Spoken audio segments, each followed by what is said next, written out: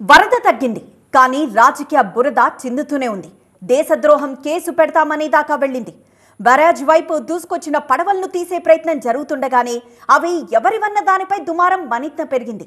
గుంటూరు జైల్లో పార్టీ మాజీ ఎంపీ నందిగం సురేష్ ని పరామర్శించిన వైసీపీ అధినేత జగన్మోహన్ రెడ్డి ముఖ్యమంత్రి చంద్రబాబుపై నిప్పులు చెరికారు. అధికార పక్షం కూడా అదే రేంజ్ లో స్పందించడంతో ఈ గొడవ ఇప్పట్లో ఆగేలా కనిపించడం లేదు. ప్రకాశం బ్యారేజ్ గేట్లను విరగొట్టేందుకు కుట్ర జరిగిందంటోంది టీడీపీ. ప్రభుత్వాన్ని అప్రతిష్ట పాలు చేసేందుకే వైసీపీ ఈ నీచాను కోడిగట్టిందని తీవ్ర ఆరోపణలు చేస్తున్నారు అధికార పక్ష నేతలు. హోంమంత్రి అనిత ఓ అడుగు ముందుకేసి దేశద్రోహం కేసు పెట్టాలంటూ సంచలన వ్యాఖ్యలు చేశారు. అయితే గుంటూరుకొచ్చిన మాజీ ముఖ్యమంత్రి వైసీపీ అధినేత వైఎస్ జగన్మోహన్ రెడ్డి ఈ ఆరోపణలపై తీవ్ర స్థాయిలో స్పందించారు. బోట్లన్నీ కూడా ఎవరు ఏం అడుగుతా ఉన్నా, ఈ బోట్లకు అన్నిటికీ కూడా ఎవరి హయాంలో పర్మిషన్ వచ్చింది అని అడుగుతా ఉన్నా. ఈ బోట్లన్నీ కూడా ఎవరి ప్రభుత్వం వచ్చిన తర్వాత 3-4 నెలల కిందట ప్రభుత్వం చంద్రబాబు నాయుడు గారిది వస్తే ఆ విజయోత్సవాలు చేసిన ర్యాలీలో ఈ బోట్లు వీళ్ళు లేరా అని అడుగుతా ఉన్నా.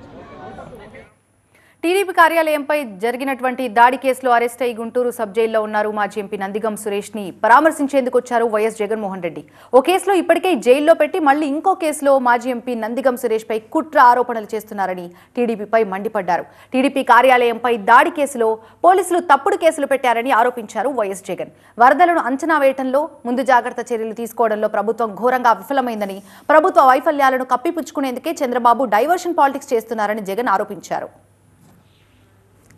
4వ తారీఖున రాత్రి పూట హైదరాబాద్కు వెళ్ళి సురేష్ను, ఒక ఎక్స్ ఎంపీని అరెస్ట్ చేశారు. పూర్తిగా కూడా చంద్రబాబు నాయుడు గారి గవర్నమెంట్ అన్ని రకాలుగా ఫెయిల్ అయి మొట్టమొదటిసారిగా 60 మందికి పైగా చనిపోయిన పరిస్థితుల మధ్య విజయవాడ అంతా అతలాకుతలం అవుతా ఉంటే టాపిక్ డైవర్ట్ చేసేందుకు ఒక దళిత ఎంపీని 4వ తారీఖు రాత్రిని అరెస్ట్ చేస్తారు. ప్రకాశం బ్యారేజ్ ని ఢీకొన్న బోట్లు ఎవరివన్న దానిపై టీడీపీ వైసీపీ మధ్య మాటల యుద్ధం ముదురుతోంది. అవి వైసీపీ సానుభూతి పర్లవని టీడీపీ అనుమానమేం లేదు, అవి టీడీపీ నాయకులవేనని వైసీపీ విమర్శించుకుంటున్నాయి. గుంటూరుకొచ్చిన జగన్ కూడా చంద్రబాబు బోట్ల రాజకీయం చేస్తున్నారని మండిపడ్డారు. కూటమి ప్రభుత్వం అధికారంలోకి రాగానే ఇవే బోట్లపై విజయోత్సవాలు చేశారన్నారు. చంద్రబాబు లోకేష్లతో పాటు ఓనర్ శేషాద్రి ఫోటోలు దిగింది నిజం కాదా అని ప్రశ్నించారు జగన్. బోట్లు టీడీపీ నేతలవైతే వైసీపీని నిందిస్తున్నారని వైఎస్ జగన్ ఆగ్రహం వ్యక్తం చేశారు. ఇసుక దోపిడీలో చంద్రబాబు నాయుడు గారితో కలిసి ఈ బోట్ల ఓనర్లు వీళ్ళందరూ కూడా భాగస్వాములు కావడమే కాకుండా చంద్రబాబు నాయుడు గారు గెలిచినప్పుడు ఈ బోట్లతో విజయోత్సవాలు చేసుకున్నారు. ఇదే బోట్ల ఓనర్లు, బోట్లకు పర్మిషన్ ఇచ్చింది ఎవరు?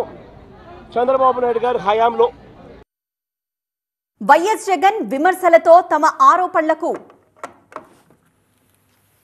ఆధారాలను తెరపైకి తెచ్చే ప్రయత్నాల్లో ఉంది టీడీపీ. ప్రకాశం బ్యారేజ్ ను బోట్లతో ఢీకొట్టి ప్రభుత్వ ప్రతిష్టని దెబ్బతీసే కుట్రకు వైసీపీ తెగబడిందని మంత్రులు ఆరోపిస్తున్నారు. బ్యారేజ్ గేట్ల వద్ద అడ్డుపడిన ఆ 3 బోట్లను ఒకదానికొకటి కట్టడం వల్ల భారీ క్రేన్లతో బయటికి తీయలేకపోయామని మంత్రి నిమ్మల రామానాయుడు అన్నారు.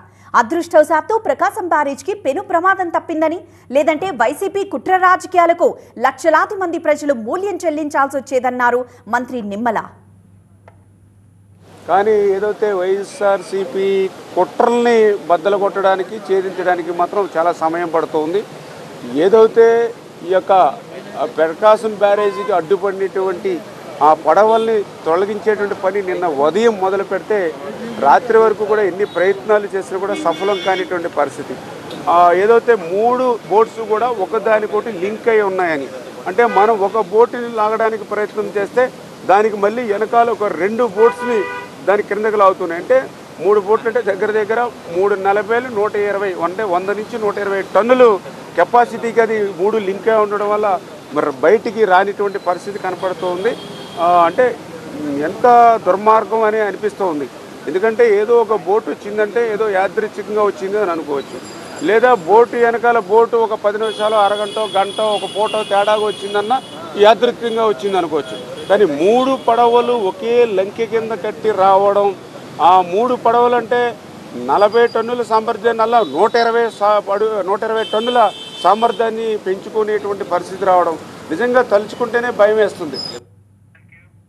నందిగం సురేష్, తలసిల రఘురాం అనుచరులే బ్యారేజ్ కుట్రకు తెగబడ్డారని టీడీపీ ఆరోపిస్తూ ఉంటే నిందితులుగా చెబుతున్న వారు టీడీపీ సానుభూతి పర్లే అంటూ ప్రతి విమర్శ చేస్తోంది వైసీపీ.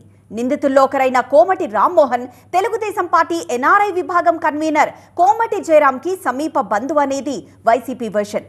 మరో నిందితుడు కూడా టీడీపీ సానుభూతి పరుడేనని విపక్ష పార్టీ ఆరోపిస్తోంది. వైసీపీ అధినేతకు వరద బాధితులను పరామర్శించే సమయం లేదు కానీ జైలుకెళ్లి రాజకీయాలు చేస్తున్నారని మండిపడ్డారు మంత్రి రాంప్రసాద్ రెడ్డి. బ్యారేజ్ని పడవలతో కూల్చడానికి కుట్ర జరిగిందన్న మాట వాస్తవమన్నారు మంత్రి రాంప్రసాద్ రెడ్డి. ఇక్కడ ప్రజలు కష్టాల్లో ఉంటే నువ్వు 2 రోజుల్లో ఒక 20 నిమిషాలు కూడా ప్రజల కోసం, ప్రజల యొక్క కష్టాల గురించి ఆలోచించే టైం నీకు లేదని మేము అడుగుతున్నాం. ఈరోజు 2 సంఘటనల్లో ఎవరైతే దోషిగా ఉన్న నందిగామ సురేష్ కోసం నీ మాజీ ఎంపీ ఆయన కోసం నువ్వు హడావుడిగా బెంగళూరు నుంచి ఈరోజు గుంటూరు జైలుకి వచ్చి, ఆయన ఏదో ఒక స్వాతంత్ర సమరయోధుడు జైల్లో ఉన్నట్టు నువ్వు వచ్చి అక్కడికి వచ్చి పరామర్శించడం జరుగుతూ ఉంది. అలాగే ఇక్కడ లక్షలాది మంది ప్రజలు 12 రోజుల నుంచి ఈ భారీ వర్షాల వల్ల కష్టాలు అనుభవిస్తుంటే నీకు ఆ ఆకలి కేకలైతేనే మా కష్టాలైతే నీకు పట్టవని ఆయన మేము జగన్మోహన్ రెడ్డిని అడుగుతున్నాం. వరదల్లో రాజకీయ రగడ బెజవాడని షేక్ చేస్తోంది. ప్రకాశం బ్యారేజ్ గేట్ల ధ్వంసం కుట్రేనని, దీని వెనక వైసీపీ నేతలున్నారంటూ ఆ పార్టీ ఎమ్మెల్సీ తలసిల రఘురాం బంధువు కోమటి రామ్మోహన్, బోటు యజమాని ఉషాద్రిని పోలీసులు అరెస్ట్ చేశారు. ప్రకాశం బ్యారేజ్కి హాని కలిగించాలనే ఉద్దేశంతో వైసీపీ నేతలే కుట్రపూరితంగా కృష్ణానదిలోకి భారీ బోట్లు వదిలారని ముఖ్యమంత్రి చంద్రబాబు స్వయంగా ఆరోపించడంతో వరద రాజకీయం వేడెక్కింది. గతంలో ఇసుక అక్రమ వ్యాపారం చేసిన పడవల్ని ఇప్పుడు ప్రాజెక్టుకు నష్టం కలిగించేందుకు వాడారని, దీన్నంత తేలిగ్గా వదలబోమని సీఎం చంద్రబాబు స్పష్టం చేశారు.